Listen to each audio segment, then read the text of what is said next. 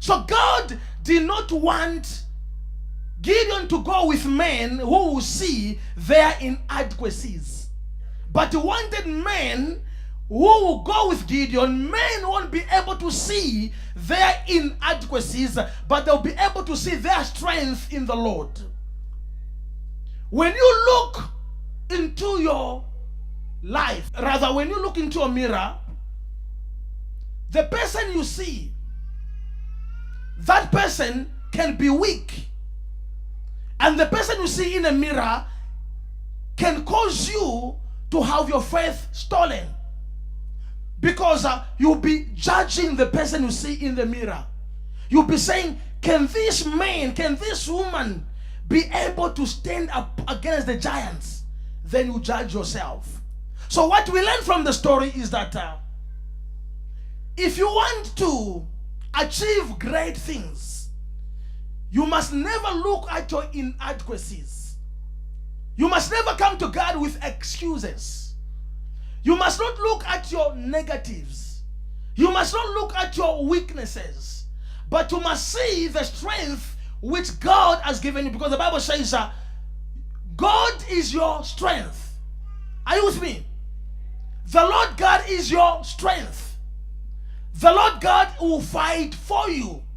You don't have to fight for yourself. People with a poverty mentality, they have this thing of competing themselves, or rather comparing themselves with other people. And they say, how can I do it? Yet in my category, there are many people who are able. I'm here to announce to you, ladies and gentlemen, what you perceive in yourself, that's what you will become. If you perceive a great person in you, you shall be great. Let me tell you, greatness is not an incident, or rather an event. Greatness is born. And greatness is born and nurtured. When you look at yourself, who do you see? What do you see? Do you see as somebody who can make it? Or you see as somebody who's a victim of circumstances? Now remember this. When you come to God in prayer, God will only answer you based on your perception.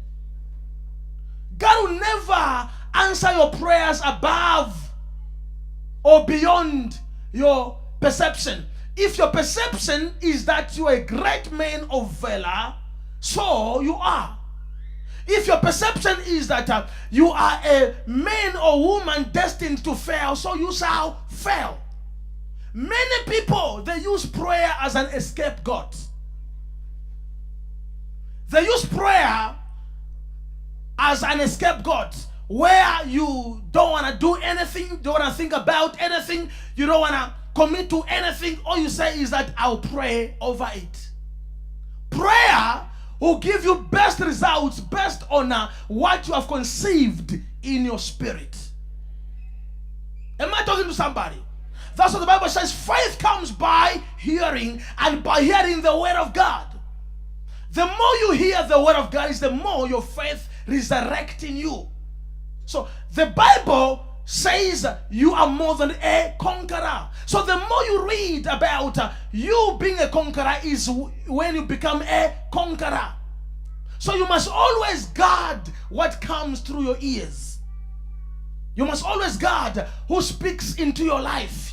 You must always guard what you listen to, the kind of music you listen to, the kind of people you listen to, the kind of friends that you have. People speak over your life. Guard against such people, because when people are negative and they speak negativity, automatically your brain will be receptive to negativity.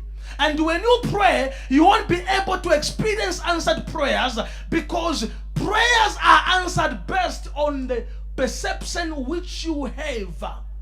Am I talking to somebody? Prayer is very important. But God is only going to answer you based on whom you perceive from Monday to Saturday.